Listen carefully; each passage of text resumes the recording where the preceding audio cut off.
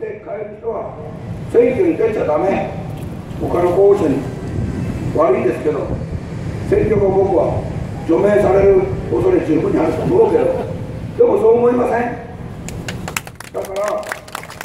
ょっと僕の人の名前の漢字が難しくて申し訳ないですけど、そのままできます。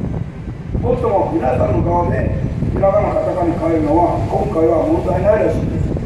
青山茂春という人間はどうも僕一人ですから。でも比例代表の投票が分かりにくくて、そうやってみんなが困っていることあるから、僕から直接お聞きになった方はできれば周りの人にも話してあげてください。ちなみに今の僕の最大の問題点は、週刊文春の誰が読んでもさっと分かる記事よりも、青山っていう人が選挙に出てることをほとんどの人が知らないことだそうです。テレビ、ラジオ、ネット動画で僕を知ってる人もまさか選挙に出ると思わない。それは僕も思ってなかったの。いまだにみんなが僕の出馬を知らないままこのまま選挙が終わる、そういう見方だそうです。だからできれば散髪に行かれたら散髪屋のおじちゃんに出てるみたいだよって話を、